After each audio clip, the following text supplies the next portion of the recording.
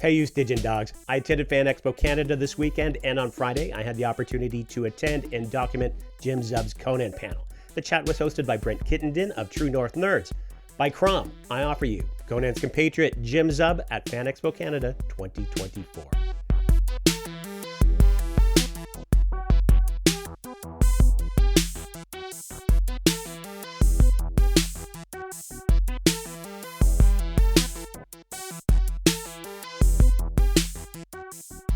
Hello, welcome to FANEXPO Canada Friday, or depending on your expectations, Saturday afternoon it looks like out there. It is absolutely crushed. I assume you're just here because there were seats open and you just needed to sit down. And the air conditioning. Right, air conditioning? Well, I'll fill up the hot air in here, unfortunately, but we'll do the best we can to make it as engaging and entertaining as possible. This is why I love doing panels with Jim, because I don't really have to do work. I just sit here, smile and nod. You just chill out. It's going to be good. My name is Brent Chittenden. I am a co-host of a podcast called True North Nerds. Jim has actually been on my show once, where we talk about role-playing games and stuff. And this panel is sort of my fault, because they asked me to pitch something. I looked down the guest list, and I'm like, oh, I want to talk about Conan. Oh, no. I was telling Jim off mic kind of thing is my day job is I work in comic book retail, and the minute I saw that Jim was announced for Conan, I'm like, oh, that's great, because I know you have a passion for Conan. Oh my gosh. And then I saw the interior art, and I'm like, oh, this is going to be good. Yeah. And it has been. So, Jim. Yeah. I'll give you guys if you just wandered in and you're here because you like Conan in general, my name's Jim Zub. Yep. I'm Canadian. I'm actually local. I live in Toronto. I grew up in Oshawa. And I'm the flagship writer of Conan the Barbarian. And every time I say that, I get the biggest smile on my face because that is impossible. It just could not possibly happen. Yeah, so let's go back a little bit. Sure. How did you I was born in Oshawa, Ontario. I'm just kidding. That's right. How did you get involved with Titans Conan? Because you Titans dabbled. Yeah, I have a slight funny anecdote. My first professional comic credit, so all my professional credits now are under Jim Zub. That's a pen name. Just like Stanley Lieber shortened his name to Stan Lee, I shortened my name to Zub. Because first of all, my full name is Zubkevich. It's Ukrainian. And I'm proud of my background and being Canadian, Ukrainian, and all that. But when you grow up with a name that rhymes with son of a bitch and is that long, like that could be a problem. And people always called me Zub anyways. It was just the nickname. There were multiple gyms in my school and stuff like that. So Zub, this, Zub, that.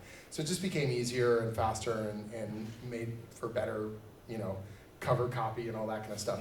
But my first professional published comic credit is still under Zubkevich.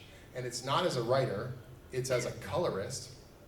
My friend Omar was working for the Udon studio. You guys know Udon, they did Street Fighter comics and all that. But they did a bunch of coloring. They would just do coloring freelance for comics.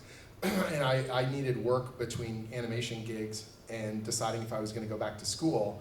And my buddy Omar introduced me to Eric Coe, who runs the company. They were doing a bunch of coloring gigs. Omar showed me their sort of Photoshop layering methodology, and I knew color theory and general illustration stuff. And so my first professional comic credit is Dark Horse had the license to Conan the Barbarian. They'd just gotten it, and they were recoloring the old classic stuff with digital coloring because, as was the tendency at the time, they wanted to update the colors with all the fancy, flashy stuff. So I recolored 3 issues of Barry Windsor Smith Conan stuff. Wow. Yeah, classic stuff. One of those issues was The Frost Giant's Daughter, which is extra surreal right now. And those are in the Chronicles of Conan, and I've signed maybe 3 or 4 of those over the years. They're pretty hard to find now. But they used a couple images from those reprints. They've used them on merch and stuff. So there's like a lunchbox that they made, a steel lunchbox of Conan that has my coloring on it. There's a bunch of like weird bookmarks and promo images that they use that coloring on. So my first Conan credit was my first credit. This is 2003, but I had no idea. I grew up on Conan, read the novels, read the comics, saw the movie and all that stuff, but never in a million years would I have thought that I would be a writer on the series. I lucked into writing on Conan because In 2015, Gail Simone was doing this much lauded relaunch of Red Sonja. Dynamite and Dark Horse came together to do the first crossover between those characters in, I want to say, 15, 16 years. And she thought it would be good to have a co-writer, so it'd be two writers, two big characters. She knew I was obsessed with this stuff, and so she asked me to co-write. So I co-wrote Conan Red Sonja with Gail Simone. That was my first Hyborian writing credit. And every single time I would get one of these projects, I would think, well, this is my only chance, my last chance to write Conan. So I wrote at Dark Horse. Marvel got the license back in 2018. I got to write, there, and then the pandemic hit. The series got put on pause. Sales whirled down the toilet bowl through. Just the market was in such a weird space. Yeah. And by the time we came out of that pause, Marvel's whole publishing plan had changed, and they were going to let it go. They were going to let it lapse and not renew. And all of a sudden, Conan was going back out to the market. And I had been in touch with the rights holders.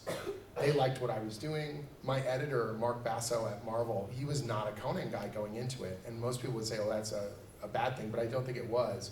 He was always able to look at the stories with a fresh eye and kind of go, can a regular person pick up this book? And it's not so deep in the weeds, And he was great. But that meant we were constantly interfacing with the rights holders. And so they got to know me, and they got to like my work. It lapses at Marvel. I think, well, that's the last chance I'm ever going to get to work on Conan. You got to sort of send it off. Like the funeral barge, you're like, well, that's that. That's my last shot. But lo and behold, here we are again. Fred Malmberg, he's the head of Heroic Signatures, the guys who manage the Robert E. Howard Library. He liked me, we got along great, and he said, please stay in touch, which is what every professional person says. Because they're not... Half the time they do not meet. And half it, that's fine. That's, professional communication. That's what you do, right? And so I wasn't, offended. Great, I do want to stay in touch. I assumed they would start, license the book somewhere else, and when they would do an anniversary or something, I would get, called up to do a short story, or maybe I'd get a one-shot or a mini-series. It's like the All-Star game. You skate out on the ice and you go, "I Conan," and then they do the little spotlight and the song, and you go off. Because you've done it, but that's that. And then Fred contacted me and he said, we're taking proposals. I said, what does that entail? And he goes, starting fresh, we're going to take all the creative in-house. So the mistake that most people make about the new Titan series, they assume that Titan is doing it just like a regular licensing deal, but it's not, I wouldn't say it's unique, but it's unusual. It's a partnership. Oh, okay. So Heroic Signatures actually handles the creative. So the people who manage Conan are making the books. So all the storytelling, all the artwork is being commissioned and put together by Heroic. They pay the bills on that part of it. Titan is publishing us in English, and then Panini is publishing it in 6 other languages around the world. And so we had this unique opportunity where it was going to be closer than it had ever been to the source, to the people that run it. And they wanted to sort of start fresh and try and figure out a new publishing initiative, and they were taking these proposals. And he asked me if I would be one of the people pitching. And it's something called a bake-off, which is multiple writers vying, and some people love to know who they're up against, and I kind of don't, because then you're like, oh no, we're gonna cut each other off at the knees or whatever, trying to get this project. And I was one of the, I think, 10 or 12 people that pitched. Oh really, was that big of a pool? That's what I'd heard, yeah. And I don't want to know who I pitched against. Every so often someone will tell you, they'll come by and they go, damn you, but most of the time you just quietly, oh well, that one, got away. Yeah. And so I pitched, well I wasn't going to pitch, honestly, even though he asked me. I told my wife, I said, why the hell would they hire the guy that just did it to do it again at a different publisher? You have a chance to do a completely fresh approach. This will not happen. And she goes, well, then why did they ask you to pitch? And I was like, oh, it's like a courtesy. It's like the please stay in touch. That's what you do. And she said, or they really liked your work and they actually want you to pitch. And I said, well, sure, I guess that's a possibility. And she goes, what if it's more than a possibility? And, it's possible. And she goes, well, either do it and pitch fearlessly or don't do it at all. And so I put together this document that for me, it was almost like, how do I put this? It was like a eulogy. It was like letting it go, because it had happened so fast that it ended at Marvel. no fault of Marvel or anything. It was just the way, just how things how things went. We got squeezed in the middle. And so I wrote this document that was about what I believe the property is, what I believe it could be, what I feel like the fan base seemed to want, and what I wanted, and where those Venn diagrams kind of synced up. And long-term sort of thinking about what you could do different that hadn't quite been done before without leaving too far from the source material. And I wrote it up, and it was very cathartic for me because I got it out of my head and sent it off. And I was zen. I was like, well, that's that. Work on other projects. This will not happen. And like 2 weeks later, Fred contacted me and said, can we jump on a Zoom call? And I could not imagine it. So I told my wife, I said, these guys are so classy, they're going to turn me down on a Zoom call. They're letting you Like down. they're going, I assumed they were calling all 12 people and being like, sorry, not for you, in like a 5-minute chunks, or I don't know what I was thinking. So I just very confidently got on the Zoom call because it wasn't going to happen, and I was just going to be polite and nice and thank you very much and whatever digital high five you do and walk away. I got on the call and they're both smiling, Fred and Jay, ear from ear. And they go, Jim, we took all the proposals and we knew who wrote what, logically, but we took the names off and we printed them out and we got everyone in the office to read them out loud and talk about them and argue about them. And, we are absolutely more convinced than ever that you're still the guy. And I was so taken aback. I was so thrown off. The first thing I said was, are you serious? And they go, are you not? And I was like, no, I want to do this. I couldn't fathom getting the book again, getting to be the flagship writer of Conan the Barbarian, because that never happens, period. And it could never happen twice. That's impossible. Yeah. And then we just started talking about, possibilities and how we were going to try and promote it and who was the right artist, to launch the book. So that brings me to the question that's on there. Sure. How did you bring Rob de la Torre? So Roberto de la Torre. Awesome. If you guys haven't seen the new Conan book, I know I'm beating the drum on my own book, but I will tell you flat out, and yes, the pandemic and all these other things, but Roberto's artwork is what has brought people in droves. And I'm very proud of my writing, and I'm very thankful that it's all worked out. But de la Torre is the reason why people sat up and took notice of this book. I had seen his artwork when we were at Marvel. He's an artist who's been in the industry for years. He's a journeyman. He's done all sorts of different stuff. I know he did some Iron Man issues and some Daredevil, and he would usually do fill-ins and things. And Daredevil, I can see. Iron Man seems really well, but his style's not what you see in the Conan book. Oh, okay. If you look at his other issues, and again, I think he would agree with all this. It just blends in. It's just sort of superhero stuff. It's competent. It's well drawn. It's professional. But it's not, oh my God, check this guy out stuff. Because he grew up on, what I found out is he grew up on European graphic novels and all that kind of stuff, the bande dessinée and the French illustrators and the Italians and those are his real deep influences, real intense. But he never gets to draw that kind of stuff. He's just drawing, city buildings and superheroes flying around. And again, very professional, but I don't think his heart was in it. Yeah. But then he did a Tarzan graphic novel, which I hope gets released in English someday, and it is jaw-dropping. It's Frazetted and, kind of intense and beautiful and unbelievable. And he was taking commissions, I don't know, I think 2018, 2019, and someone asked him for a Conan. And he did this beautiful illustration, and it had those notes of some of the best illustrators, your Frazetta, your Hal Foster, your John Buscema, a little bit of Barry, everyone kind of together. Yep.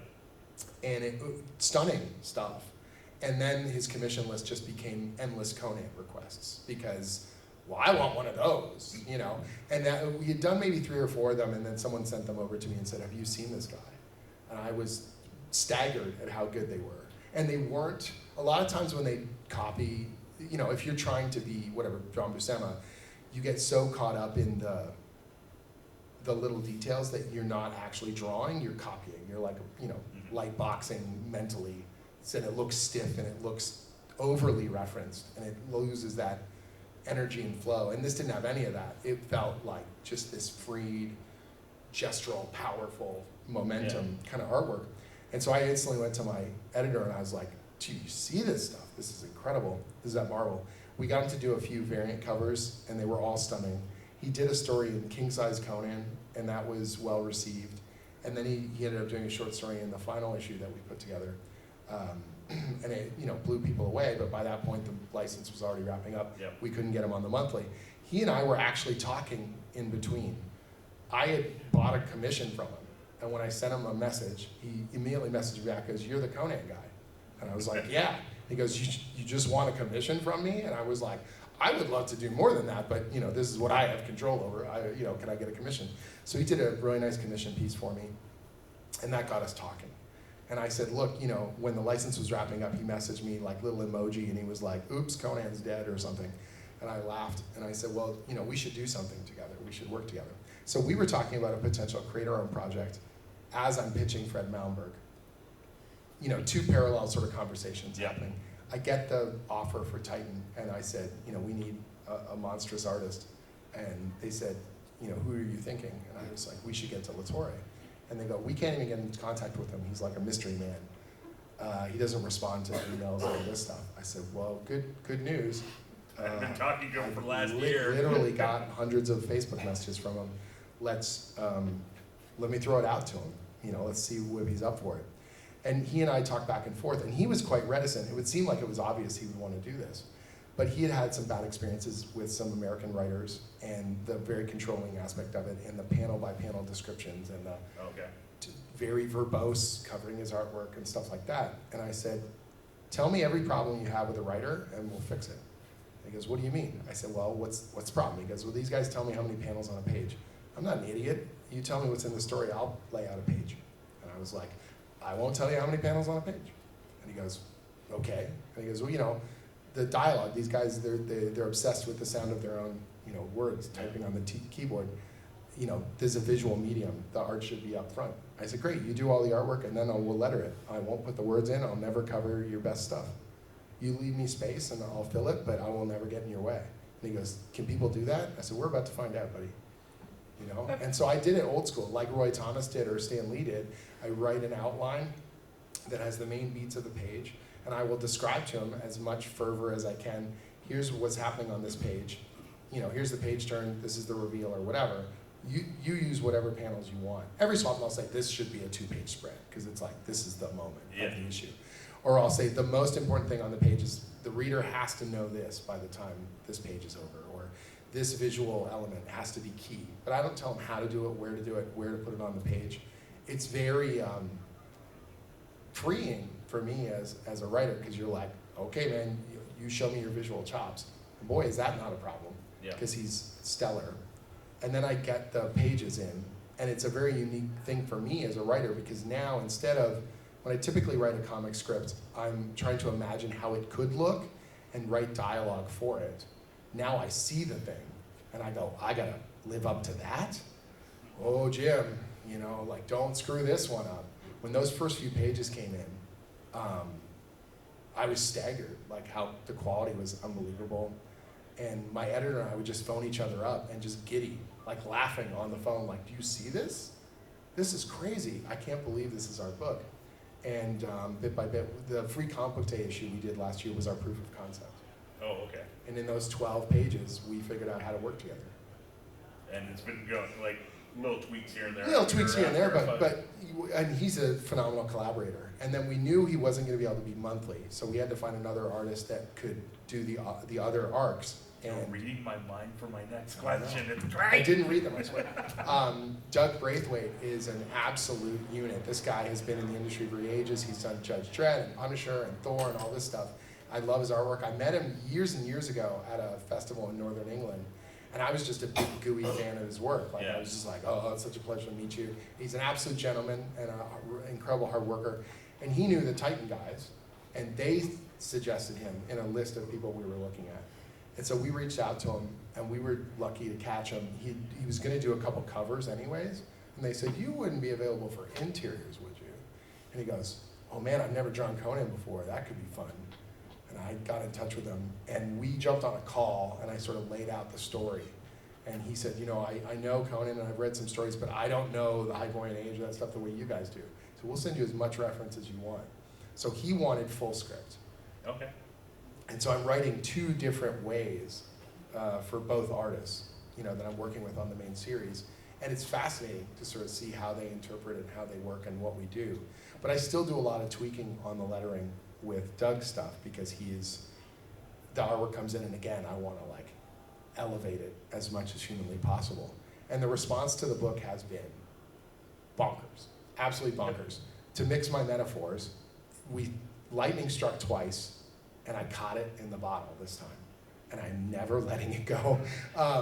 It feels so special, and it feels so cool, and the excitement from readers and retailers has been the most gratifying thing so far in my career.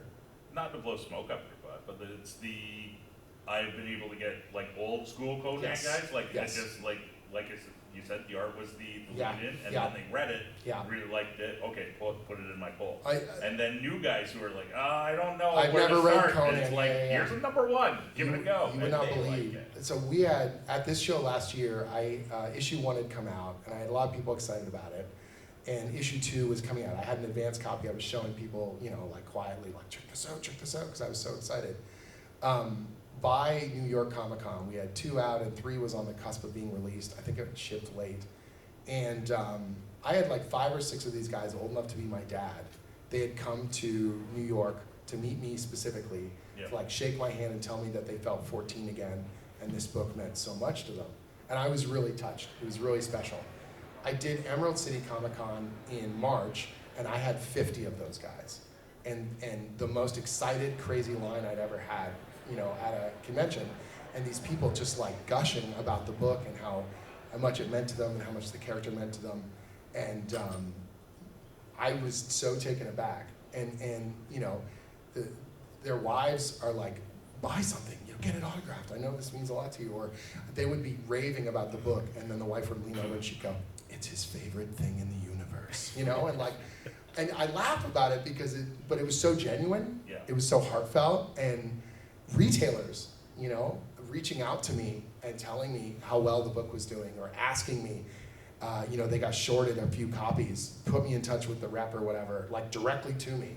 Or if we shipped late, they were like excited, angry, like, when is this book coming out? I've got crazy people coming to my store, they can't wait for it. And I was just like, oh my God, we've really got something, special going on right now.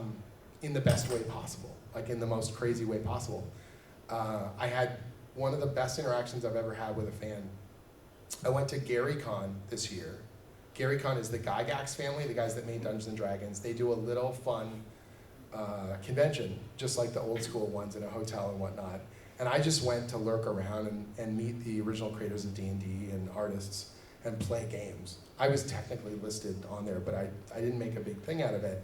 So we're hanging out at the hotel bar, a big group of us, and we're all chatting and laughing, and inevitably we talk about Conan. But we're talking about the old stuff. We're talking about Savage Sword and Barry Windsor Smith and all this stuff. And this older guy leans over, and he just goes, you guys like Conan? I said, yeah, man, Conan's the best. And he goes, are you reading the new comic book series? And I said, is it any good? And all my friends are looking at me like, oh God, oh God. And this dude starts gushing about how amazing it was and how we had to buy it and how amazing, and if someone comes over my table and they're heartfelt, of course, it's wonderful. But this guy, unbidden, was desperately trying to sell us on my book. And I couldn't believe it. And it was like magical and strange, and like I'm getting tingles as this dude's just like intense. And we are not responding enough, so he's getting more intense. And I'm just like, oh man, drink it in, because this is not gonna happen very often. And we finish up, and I said, you are a true fan, sir. Can I buy you a beer? And he goes, well, that's really nice. The hotel beers are expensive at the show. And I buy him a beer, and we tip glasses, and I flip my badge over, and it's got my name on it, and his eyes just bugged out. It bugged out, and he goes, what are you doing here? And I said, I'm playing Dungeons & Dragons, just like everybody else. And he was so ecstatic, and we took selfies and everything else. And for the rest of the show, every time he saw me, he was like waving from across the hall and whatever. That's awesome. It was the sweetest thing. And you realize that you're plugged into this legacy of this thing, and that you're a small part of it at this moment in time, and how special that is, and how cool that is. to sort of realize that you've got this kind of momentum at this very moment.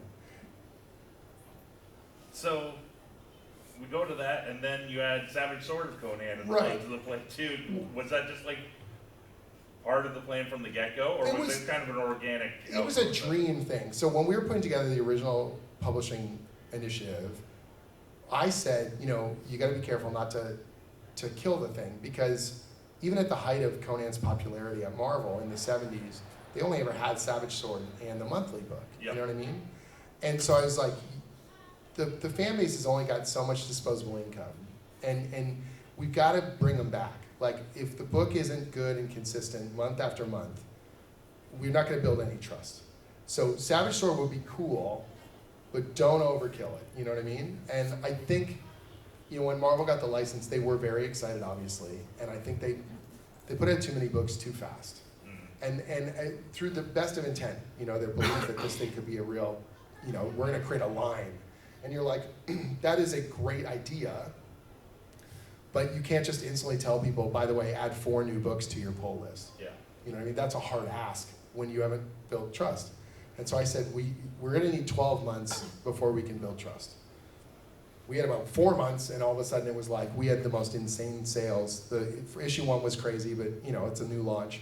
Issue 2 was lower, but it's always like that. But then we climbed. So issue 3 sold more than 2, and 4 sold more than 3, and 5 sold more than 4. We didn't find our level till issue 9, which is unheard of. That's like Immortal Hulk, Walking Dead kind of territory. Yeah. Like, just bonkers. And how did this happen? This is amazing. All this kind of stuff. And so by like month 5, there was like hungry retailers like, give us more.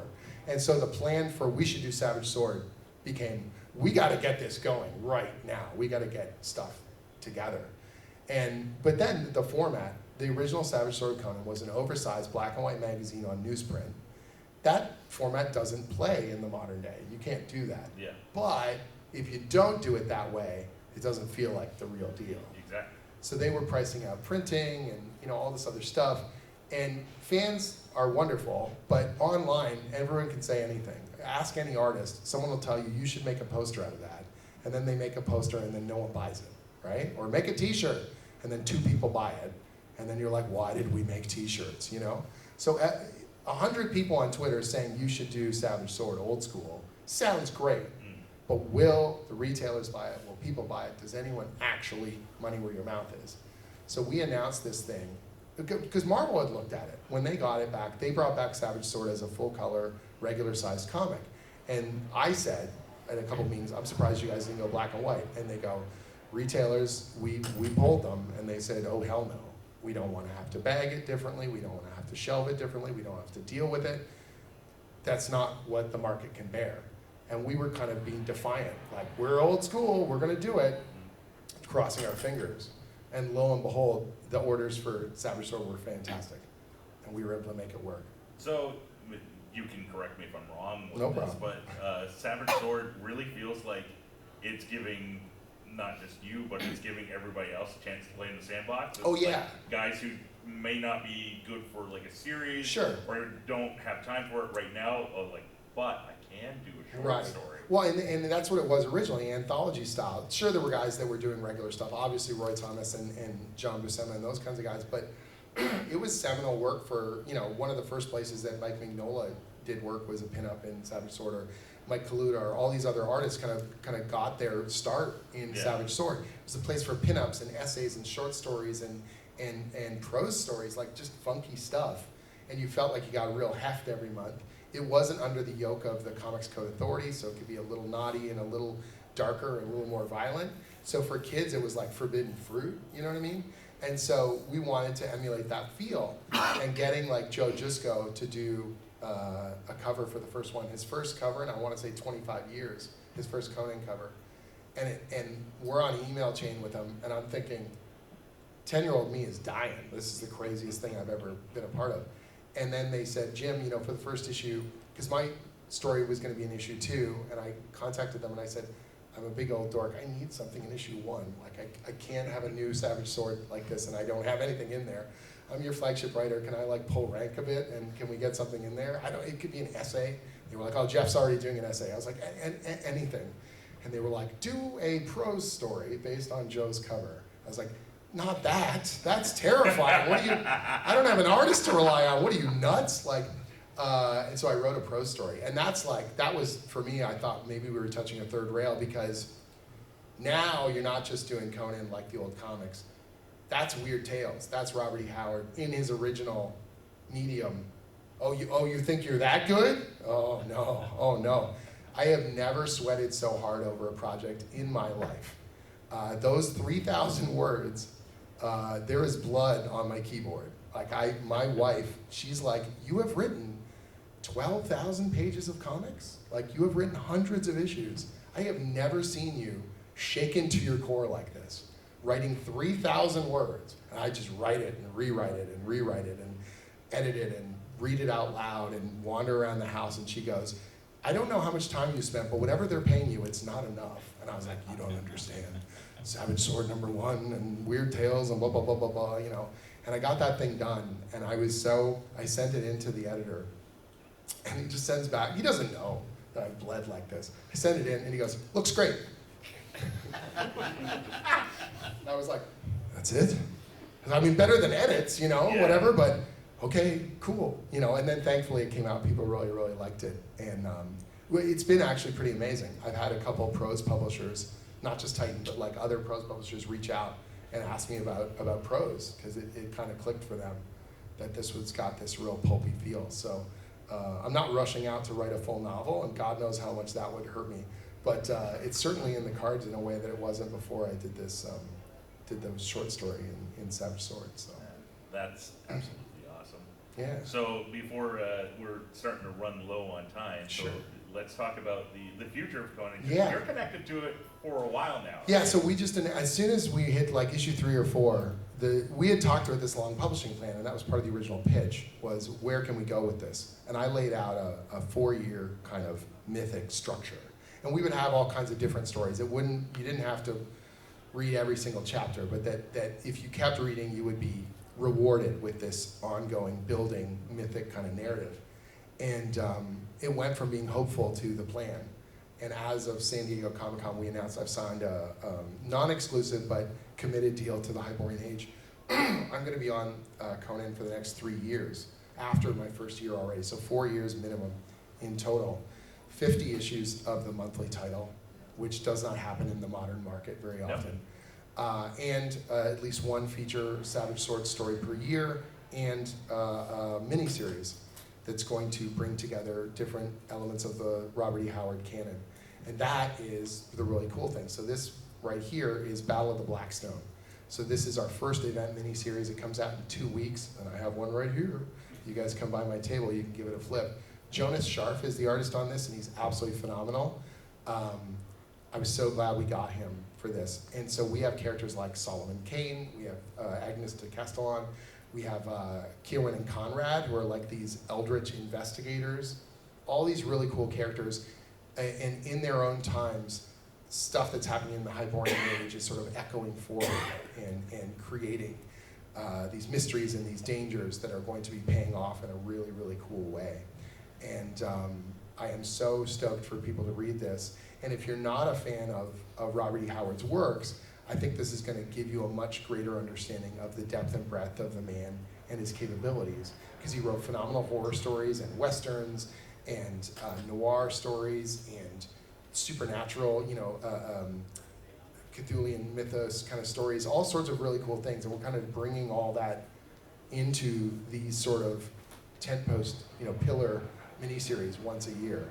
And they're not just going to be like crossovers. I don't just want it to have to be like the Hyperborean Avengers or something. Like, that's not what we're going for. They're very much trying to play on these different milieus of horror and noir and pulp and surprise you as much as possible. And original stories. And nothing against anyone else who's been doing adaptations all these years, but one of the things I said in my original proposal was that the fan base cannot be surprised if all we're doing is adapting what has come before. And I love those stories. I love Tower of the Elephant and Red Nails, and I love Frost Giant's Daughter and all that stuff. But if we don't bring anything new to the mix, you're not hanging on every issue. You're not coming back with a cliffhanger and ready for what comes next.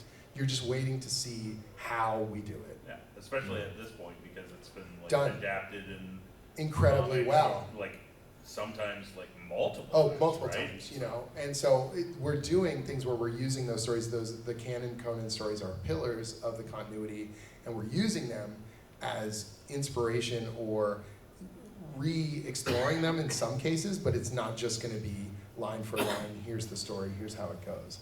Because then, again, I can't excite you, I can't surprise you, I can't throw curveballs your way, you know, so, yeah.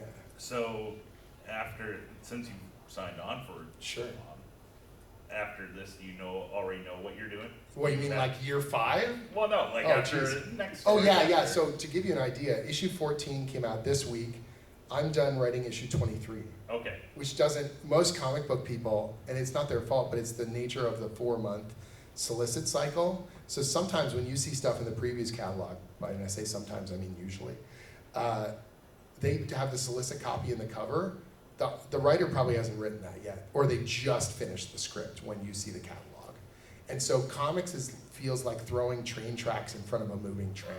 It's chaos.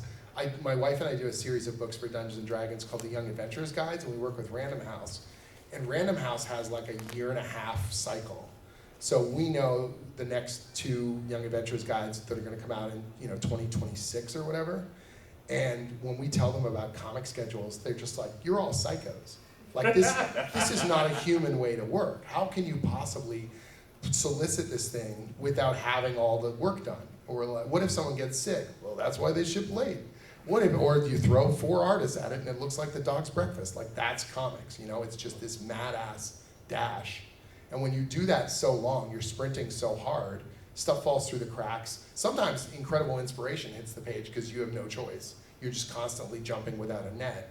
But now I've got space. I've got space to do really good foreshadowing and pay it off. I've got we can really analyze this thing and we see broader themes and echoes. And I go, oh man, we haven't sent this issue off to press yet. Let's add this one little bit of dialogue and it's gonna be even richer. It's gonna be even stronger because we can really see the forest for the trees. I can lay out this thing in a way that I've just never had the chance before, you know? And in some ways, that's the most exciting aspect of it for me is that I've had these gigs where I had long-term plans and you lay a subplot in there and then the market forces or things change and fans will come to you and go, I never understood why you guys never did this. And you're like, well, we wanted to, you know? And that just feels like the story of monthly comics most of the time. Yeah, it would have been cool. Wouldn't that have been neat? Yeah. But, you know, this happened, that happened.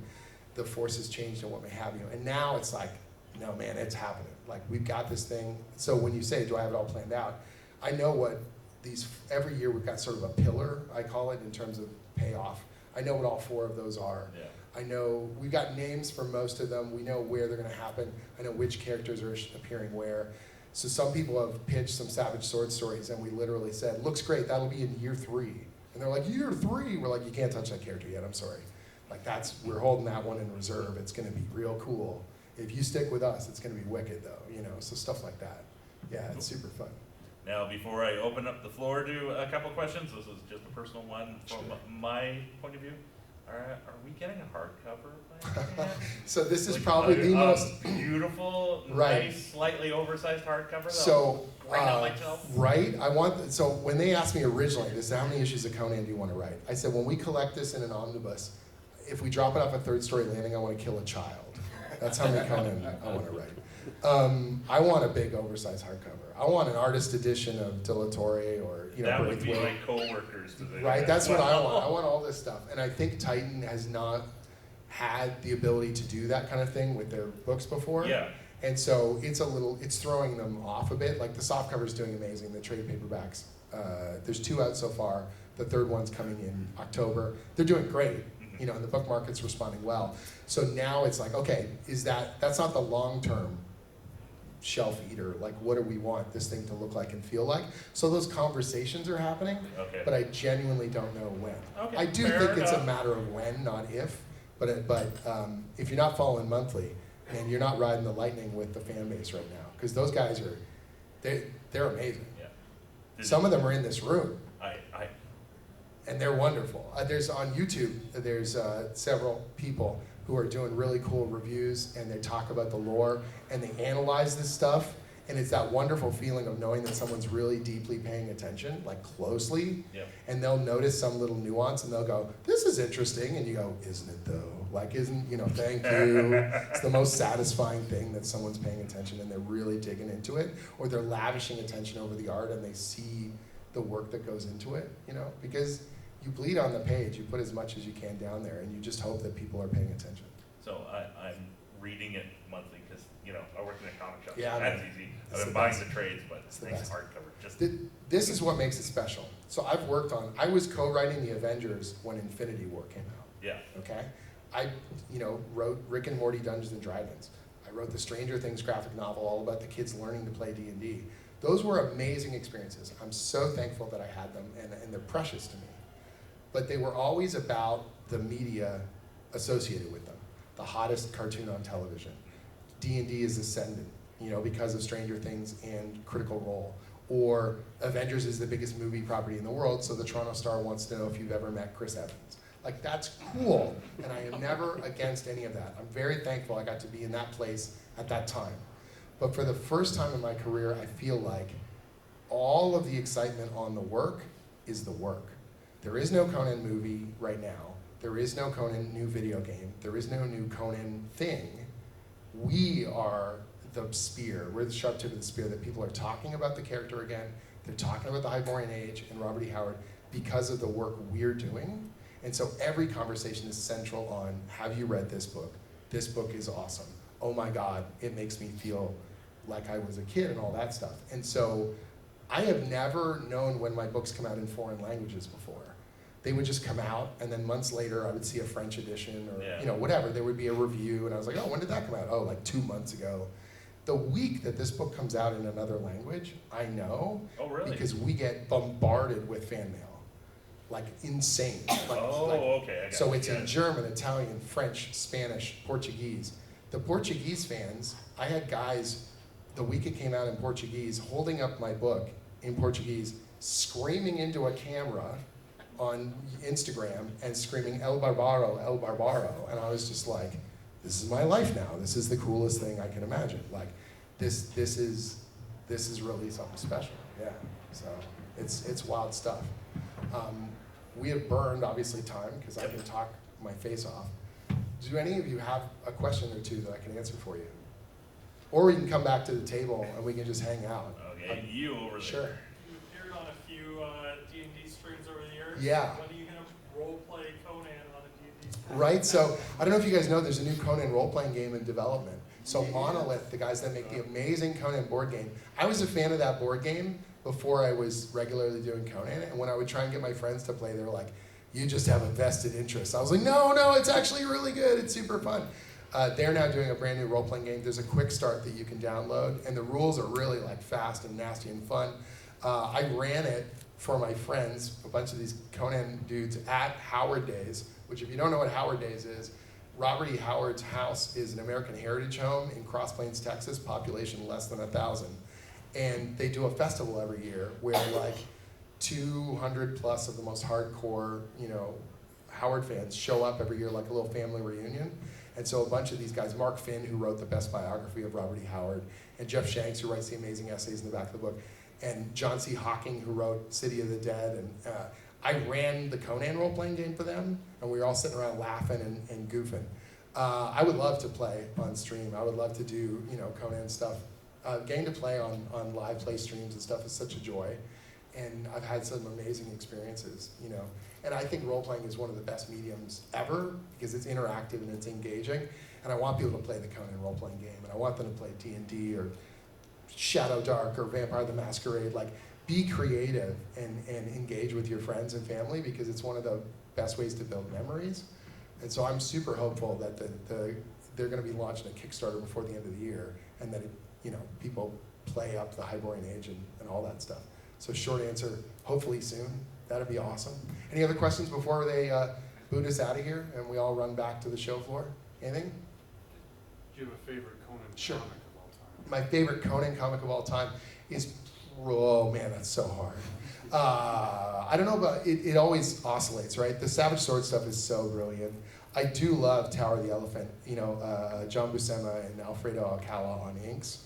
The one in Savage Sword is mythic. It's beautiful, beautiful, beautiful stuff. You pick as your favorite artist too? John, when he's inked by Alcala, is unbelievable. You know, Barry's right up there in Red Nails.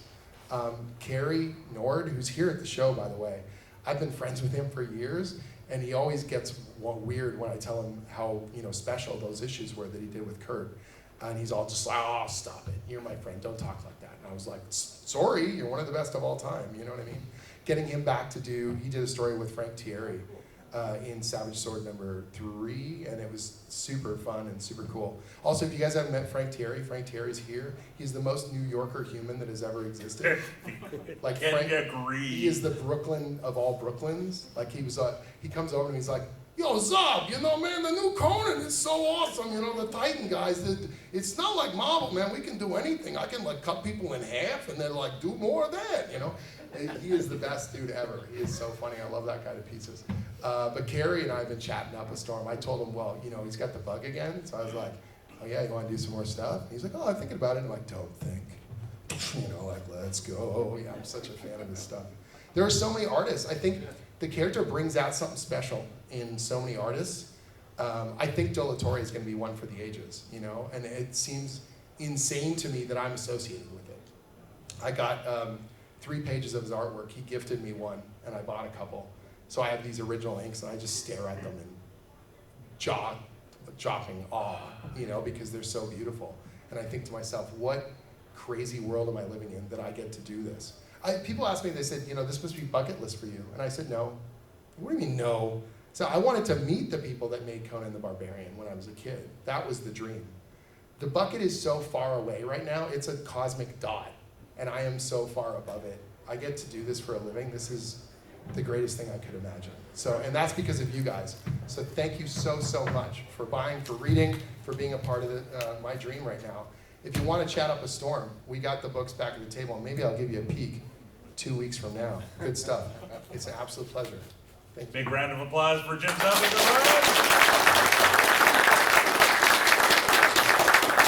And enjoy the rest of the show. Thank you. Thanks very much for that. My pleasure. Congrats on your Thank you so much. Thanks for watching, liking, consider subscribing. I'll have more FANEXPO content over the next few days. Watch out for Savage Sword of Conan #4 releasing on Wednesday. It's awesome. And Battle of the Black Stone #1 releases the week thereafter. It's great. You're going to love it. And until next time, take it easy, you Stygian Dogs.